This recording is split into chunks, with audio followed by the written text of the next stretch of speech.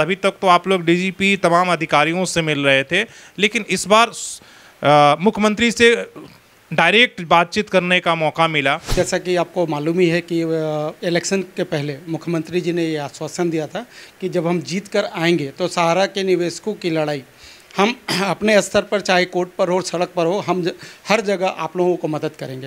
Inquiry commission क्या काम क्या करेगी सहारा निवेशकों के लिए?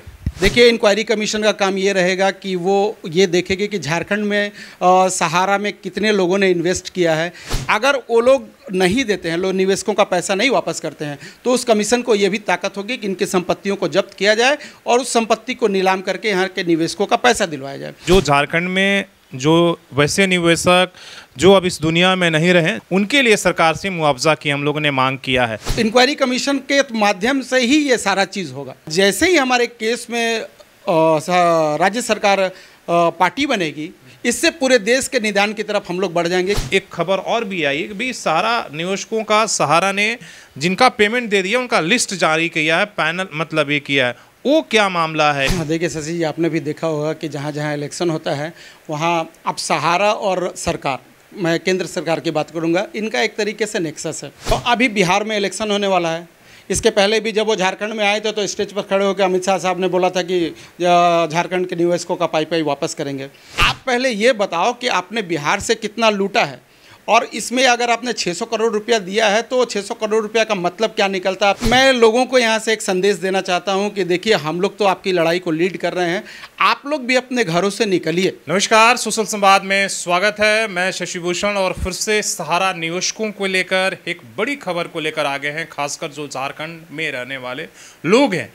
आपने चुनाव के समय देखा होगा कि सहारा निवेशकों को लेकर आवाज़ें गूंजी थी और आवाज़ अमित शाह जो गृह मंत्री हैं उनके तरफ से उठी थी और सवाल पूछा गया था हेमंत सोरेन से जो झारखंड के मुख्यमंत्री हैं।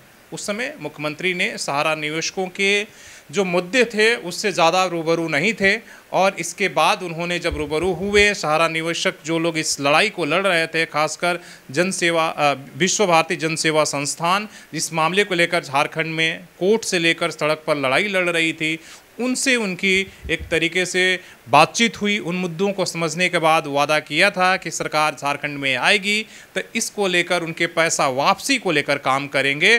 और सरकार बनने के बाद, मुख्यमंत्री के मिलने के बाद, कल अभी 2 दिन पहले जो है अभी वर्तमान में मुख्यमंत्री के साथ विश्व भारती जन सेवा संस्थान के जो टीम के पदाधिकारी हैं उन्होंने बैठक की। क्या कुछ सार्थक बातचीत हुई? हमारे साथ विश्व भारती जन सेवा संस्थान के सचिव प्रवीण श्रीवास्तव जी हैं, जो इस मामले को लेकर कोर्ट से लेकर बिहार, झारखंड, हर जगह इस संस्था के माध्यम से सहारा निवेशकों की लड़ाई को लड़ रहे हैं। तो हम जानेंगे कि क्या कुछ बड़ा ऐसा सरकार ने बातचीत हुई और क्या उन्होंने कहा, और इसको लेकर जो है हम बातचीत करेंगे। तो सबसे पहले बातचीत करने के लिए धन्यवाद। सवाल हमारा वही है कि मुख्यमंत्री से मुलाकात हुई चुनाव जीतने के बाद, अभी तक तो आप लोग डीजीपी तमाम अधिकारियों से मिल रहे थे, लेकिन इस बार मुख्यमंत्री से डायरेक्ट बातचीत करने का मौका मिला। क्या कुछ उन्होंने कहा? शशि जी, बहुत बहुत धन्यवाद, और आपके सभी दर्शकों को बहुत बहुत नमस्कार। शशि जी, जैसा कि आपको मालूम ही है कि इलेक्शन के पहले मुख्यमंत्री जी ने ये आश्वासन दिया था कि जब हम जीत कर आएंगे तो सहारा के निवेशकों की लड़ाई हम अपने स्तर पर, चाहे कोर्ट पर हो, सड़क पर हो, हम हर जगह आप लोगों को मदद करेंगे। और उसी क्रम में ये समझिए कि पहली हमारी इलेक्शन ख़त्म होने के बाद हम उन्हें बधाई देने गए थे, लेकिन कोई ऑफिशियल मीटिंग नहीं हुई थी। ये पहली ऑफिशियल मीटिंग हुई विश्व भारती जन सेवा संस्थान बोल लीजिए, या सहारा के निवेशक, या सहारा के इन्वेस्टर, सहारा के मारे हुए लोग, ऐसे लोगों के साथ इनकी पहली ये मीटिंग हुई। और इस मीटिंग में उन्होंने अपने मैनिफेस्टो में जो आश्वासन दिया था, हमने वो बातें उन्हें याद दिलाई, और उन्होंने ये कहा कि आप लोगों से हमने जो भी वादा किया है उन सारे वादों को हम फुलफ़िल करेंगे। और उसमें सबसे पहला वादा जो एक इंक्वायरी कमीशन का गठन करना था झारखंड में, वो उसकी प्रारूप और उसकी रूपरेखा पूरी तरीके से तैयार हो चुकी है, और उस फाइल पर मुख्यमंत्री जी ने साइन भी कर दिया है। इंक्वायरी कमीशन क्या काम क्या करेगी सहारा निवेशकों के लिए?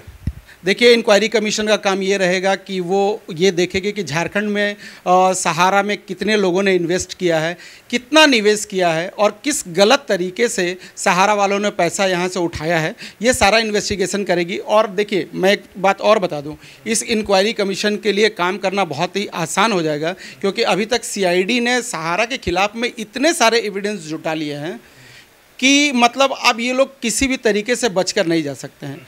देख, इंक्वायरी कमीशन बनने से एक फ़ायदा ये होगा कि वो एक यूनिनमस बॉडी हो जाएगी, उसकी बातों को मानना यहाँ की सरकार को भी बाध्य हो जाएगी, यहाँ की कोर्ट भी बाध्य हो जाएगी, इसीलिए ये कमीशन का गठन किया जा रहा है। तो बहुत ही ज़रूरी एक तरह से कदम है इस लड़ाई में सहारा निवेशकों के लिए, खासकर जो झारखंड के निवेशक हैं उनके लिए, जो पिछले 12 साल से अधिक समय हो गया सड़क से लेकर और हर ऑफिस वो लड़ाई लड़ रहे हैं। और आप देख रहे हैं कि देश में पैसा लूटकर बाहर भाग जाना बड़ा आसान है और हर लड़ाई अभी तक बीच में ही दम तोड़ दिया है। सहारा के ही निवेशक हैं जो इतने लंबे समय तक टिके हुए। अक्सर होता है कि चुनाव में सरकारें बड़ी बातें करती है, घोषणा करती है, लेकिन सरकार आने के बाद, पद पर आने के बाद वो मुद्दा जो है एक तरह से खटाई में पड़ जाता है। क्या लगता है कि हेमंत सोरेन सच में इस मुद्दे को लेकर सीरियस हैं, इसलिए आप लोगों के साथ उन्होंने बैठक किया, या सिर्फ खानापूर्ति है?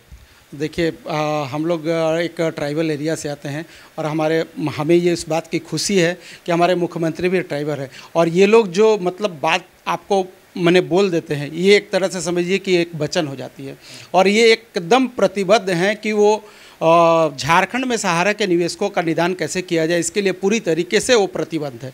और इसी की ही बानगी है कि देखिए, इसमें 2-3 चीज़ें हैं। पहला तो इंक्वायरी कमीशन, ये इंक्वायरी कमीशन गठन होने के बाद झारखंड के निवेशक जो भी हैं, मैं उनको आश्वस्त करना चाहता हूं कि कम से कम आपका निदान तो यहाँ ज़रूर होगा, क्योंकि इसके बाद सहारा के लोग भाग नहीं सकते हैं। सारी चीज़ें उनको यहाँ अपनी बतानी पड़ेगी, दिखानी पड़ेगी और फिर देनी भी पड़ेगी।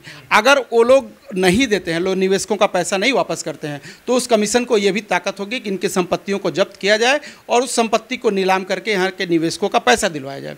दूसरी एक बात और मैं आपको बताना चाहता हूँ कि हमने कुछ लिस्ट बनाकर झारखंड में कुछ लोगों का जो देहांत हो गया था, मैं उसी से सवाल पूछ रहा हूँ कि एक वादा आप लोगों ने भी कहा था, आपने मेरी भी बातचीत में कहा कि भाई जो झारखंड में जो वैसे निवेशक जो अब इस दुनिया में नहीं रहे, जिस भी कारण से, पैसे की शौक के कारण से या उनकी देहांत हो गया, अब नहीं रहे, उनके लिए सरकार से मुआवजा की हम लोगों ने मांग किया है, उस पर क्या हो रहा है? देखिए, ये अभी तक हम लोगों ने झारखंड से करीब 75 लोगों का लिस्ट जो है वो झारखंड सरकार की तरफ बढ़ाया है, जिसमें बहुत सारे लोग जिन्होंने सुसाइड कर लिया है या जिनका निवेश पूरा होने के बाद मैंने अवसाद में आकर उन्हें पैसा नहीं मिला और उसके बाद उनका किसी भी रीजन से उनकी मृत्यु हो गई है, वैसे 75 लोगों का हमने लिस्ट बनाकर सरकार को दिया है।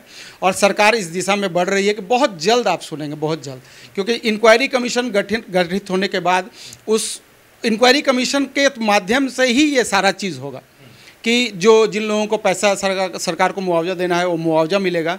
इसके अलावे झारखंड की सरकार एक काम और करने जा रही है कि हमारा जो एक केस जो हमने सुप्रीम कोर्ट में लगाया है पूरे देश की तरफ से, उस केस में झारखंड गवर्नमेंट पार्टी बनने जा रही है। तो इंक्वायरी कमीशन बनने से झारखंड के लोगों का निदान होगा, और जैसे ही हमारे केस में राज्य सरकार पार्टी बनेगी, इससे पूरे देश के निदान की तरफ हम लोग बढ़ जाएंगे, क्योंकि राज्य सरकार अगर पार्टी बनेगी तो सुप्रीम कोर्ट को भी हमारी बात सुननी पड़ेगी, उसकी मजबूरी हो जाएगी, वहाँ टाल मटोल इसके बाद नहीं चलेगा। बात सही है कि झारखंड एक तरह से सहारा निवेश के मामले में एक रास्ता तैयार कर रहा है बाकी राज्यों के लिए, जहां पर बातें बड़ी बड़ी होती है लेकिन रास्ता एक दिखा रहा है, वो इंक्वायरी कमीशन गठन करके या सुप्रीम कोर्ट में जो मामले चल रहे हैं निवेशकों को लेकर पैसा दिलाने का, पार्टी बनने का हो या कानूनी मदद करने को लेकर, तो जिस तरीके से यहाँ पर झारखंड की सरकार काम कर रही है तो वो एक एग्जाम्पल अपने आप में सेट कर रहा है। वो केंद्र सरकार के ऊपर भी दबाव है, अब बाकी राज्यों के लिए भी, जैसे आप बिहार में देख रहे हैं कि जैसी अभी चुनाव है वहां पर इन लोगों की शोगुवाहट हुई है, उलगुलान शुरू हुआ है कि भाई अगर सहारा निवेशकों के मुद्दे पर जो सरकार वादा नहीं करेगी, जो मदद नहीं करेगी, हम उसके खिलाफ जो है ये करेंगे। तो इसके बाद वहां पर दबाव में एक खबर और भी आई कि भाई सहारा निवेशकों का, सहारा ने जिनका पेमेंट दे दिया उनका लिस्ट जारी किया है, पैनल मतलब ये किया है, वो क्या मामला है? क्या उससे कुछ फ़ायदा होने वाला है जो लिस्ट जारी किया गया है कि देखिए हमने इतना पैसा दे दिया और इन लोगों को पैसा दे दिया है, मतलब हम पैसा दे रहे हैं, ये सब क्या है, इससे क्या फ़ायदा है? देखिए शशि जी, आपने भी देखा होगा कि जहाँ जहाँ इलेक्शन होता है वहाँ अब सहारा और सरकार मैं केंद्र सरकार की बात करूंगा, इनका एक तरीके से नेक्सस है। तो अभी बिहार में इलेक्शन होने वाला है। इसके पहले भी जब वो झारखंड में आए थे तो स्टेज पर खड़े होकर अमित शाह साहब ने बोला था कि झारखंड के निवेशकों का पाई वापस करेंगे। अभी वैसे ही ये नया एक तरीके से ये जुमला चालू हो गया बिहार में, क्योंकि बिहार में इलेक्शन होने वाला है। तो उन्होंने बताया है कि जो 5,000 करोड़ रुपया ये लोग लेकर आए हैं, उस 5,000 करोड़ रुपए में से हमने 600 करोड़ रुपया जो है बिहार वालों को वापस किया है। लेकिन उन्होंने ये नहीं बताया कि बिहार का आपने अभी तक कितना पैसा लिया है। हमने जो एक अनुमान लगाया है कि बिहार का करीब करीब 1 लाख करोड़ रुपया जो है वो बकाया है। तो आप पहले ये बताओ कि आपने बिहार से कितना लूटा है, और इसमें अगर आपने 600 करोड़ रुपया दिया है तो 600 करोड़ रुपया का मतलब क्या निकलता है, आप ये बताओ। हमारा, जैसे मैं आपको इसके पहले भी बोला हूँ कि मेरा 50 लाख, किसी का 1 करोड़, किसी का 2 करोड़ है, उसको अगर आप 10,000 रुपया देते हो, वो 10,000 रुपया में मतलब बोलते हैं ना कि नंगा नहाए क्या और निचोड़े क्या, और 10,000 रुपया लेकर क्या करेंगे। उसके मुंह में जीरा वाला सवाल है। वो 10,000 रुपया लेने के लिए भी लोगों ने अभी तक पोर्टल पर अप्लाई करने के नाम पे, हम लोगों ने जो अभी तक आंकड़ा जो हमारी संज्ञान में आया है, वो 3 से 4 हज़ार करोड़ रुपया लोग लगा चुके हैं। सहारा वालों ने फिर से अपनी ऑफिस खोलकर यह धंधा चालू कर दिया है कि पोर्टल पर आपका डिफिशिएंसी दूर करने के नाम पे लोगों से पैसा लिया जा रहा है। तो जितना पैसा वो लौटा नहीं रहे हैं, उससे ज़्यादा इन्होंने सहारा को फिर से बोल दिया है कि आप अपनी लूट की दुकान खोलो और लूटो, लोगों को भ्रम में डालो। और ये सवाल बड़ा वाजिब बन जाता है कि जब जब चुनाव होती है तब तब दबाव में सरकार आती है, तब तब सहारा से रिलेटेड खबरें आने लगती है। न्यूज़पेपर हो, सोशल मीडिया हो, टेलीविज़न में हो, चर्चा में आ जाता है कि भाई देखिए सहारा निवेशकों के लिए सुनहरा मौका, सरकार पैसा देने वाली है, लिस्ट जारी हो गया। 5 साल तक वो फिर से मुद्दा जो है एक तरीके से खटाई में पड़ जाती है, पीछे छूट जाती है। लेकिन चुनाव के वक्त आप देखेंगे अचानक से जो है वो सहारा केंद्र हो जाता है बातचीत के, और उससे अपडेट आने लगते हैं। और ऐसे आप इंतज़ार करते रहिए कि सहारा के मामले में क्या कुछ हो रहा है, वो आपको कहीं कोने में खबर छपती है और निकल जाती है। तो ये सच्चाई है सहारा निवेशकों के साथ। तो हमें लगता है एक बार फिर से ये छलावा है।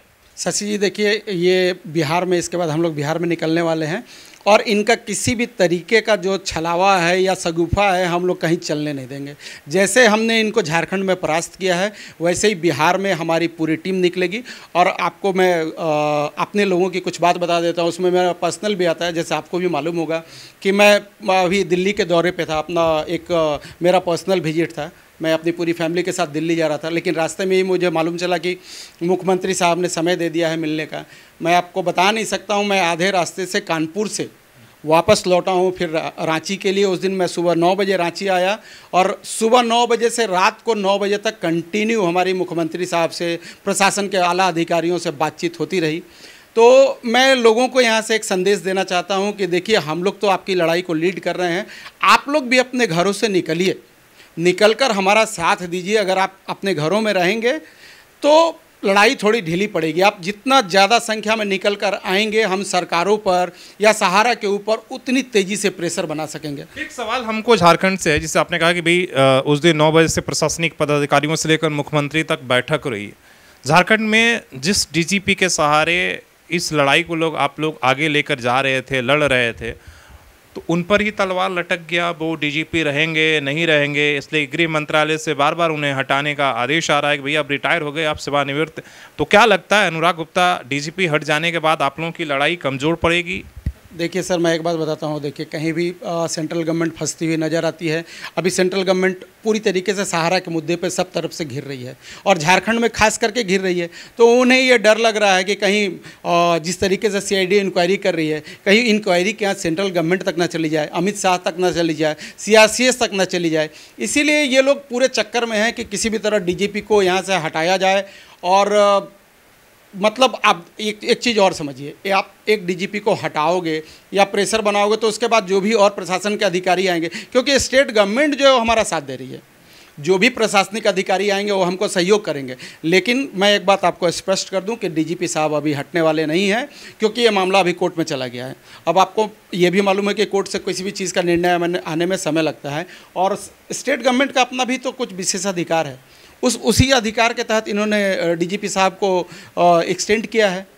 तो चिल्लाने वाले को चिल्लाने दीजिए। सेंट्रल गवर्नमेंट में भी ऐसे बहुत सारे पदों पर लोग काम कर रहे हैं जो सिर्फ अमित शाह और मोदी जी की मेहरबानी पर काम कर रहे हैं। चलिए, तो धन्यवाद आपसे बातचीत करने के लिए। सहारा का एक मुद्दा है, लेकिन उसमें कई चीज़ें जो है उसमें घुस जा रही है। आप देख ही रहे हैं बातचीत के क्रम में राजनीति से लेकर आपके जो दाव पेच है वो सब कुछ यहाँ पर प्रोपेगेंडा, झूठ फैलाना, ये तमाम चीज़ें हैं। लेकिन लक्ष्य एक ही है कि सहारा जो नवी निवेशक हैं, जो मजदूर है, जो गरीब है, इसलिए कि एक एक पाई वैसे लोगों का है जिनके लिए 100 रुपया, जिन्होंने 10-10 रुपया करके इकट्ठा करके सहारा को सहारा बनाया है और उसमें सहारा दिया है, और आज सहारा ने उन्हें बेसहारा कर दिया है। तो बात सवाल वही है कि भाई वो 10-10 रुपया जो अपने दिहाड़ी मजदूरी 100 रुपया कमाने वाला जमा किया है, कितने वर्षों तक उसका पैसा कैसे मिलेगा। तमाम बातें, जितने ईडी हो, सीआईडी हो रही है, कमीशन हो रहा है, सीआरसीएस हो रहा है, सुप्रीम कोर्ट, ये सारे मामले जो है ना, ये सब मामले पीछे हैं। मामला मूल मुद्दा वही है कि राज्य सरकार या केंद्र सरकार या सुप्रीम कोर्ट या किसके जरिए पैसा मिलेगा, ये सबसे बड़ा सवाल है। सोशल संवाद जो इस मुद्दे को लेकर लगातार आपके साथ में पूरे देश में, वो दिल्ली का आंदोलन हो या झारखंड में हो रहा है या बिहार का, हम कोशिश करते हैं कि आपके साथ इस जो सच्ची बातचीत है, बिना किसी छलावे का, बिना किसी सनसनी फैलाए, सच्ची जो बात है रूबरू आपको हम करा सके, बता सके। ये नहीं कि सिर्फ हेडलाइंस मैनेजमेंट का कि भाई अगले दिन सहारा के लिए खुशखबरी, पैसे मिलने वाले हैं, केंद्र सरकार देने, लेकिन अंदर खबर में कुछ और होता है और पैसा नहीं मिलता। वो काम हम लोग नहीं करते। इसलिए सीधे वो प्रवीण जी हों, चाहे जिस इस मुद्दे को लेकर लड़ाई लड़ रहे हैं, उनसे हम बातचीत करके आप तक खबर पहुंचाने की कोशिश करते हैं। और आपका बहुत सारा कमेंट भी आता है, तो आपका कोई भी सवाल हो आप कमेंट के ज़रिए ज़रूर हमें बता सकते हैं। और सच्ची और सटीक जानकारी के लिए कि क्या कुछ चल रहा है सुप्रीम कोर्ट के अंदर, सड़क के अंदर, सरकार के अंदर, तो इसके लिए आप ज़रूर सब्सक्राइब कर लीजिए, लाइक कर लीजिए और शेयर भी अपने लोगों के बीच में ज़रूर करिए, ताकि हम सब थोड़ा सा और हौसला अफजाई हो सके और ज़्यादा से ज़्यादा काम कर पाएँ, और झारखंड से बाहर निकलकर वो दिल्ली हो, बिहार हो, जहाँ जहाँ भी ये लोग काम कर रहे हैं, वहाँ तक आपकी खबरें हम, और जितने भी सहारा विक्टिम्स हैं, पीड़ित हैं, उनकी खबर आप तक पहुँचा पाए, सरकार को भी बता पाएँ कि देखिए जो सहारा निवेशक हैं, अगर आप इधर ध्यान नहीं दे रहे हैं तो किस तरीके से सफ़र कर रहे हैं। ये सारे हमारी एक तरह से कोशिश रहेगी, ईमानदार कोशिश। तो इस ईमानदार कोशिश के लिए आपको सोशल संवाद को आगे बढ़ाना होगा, सब्सक्राइब करना होगा, इसलिए कि आपके सब्सक्राइब और समर्थन से हम ये काम कर पाते हैं। धन्यवाद अपने तमाम टीम सहयोगी के साथ। शशि भूषण, सोशल संवाद न्यूज़, झारखंड।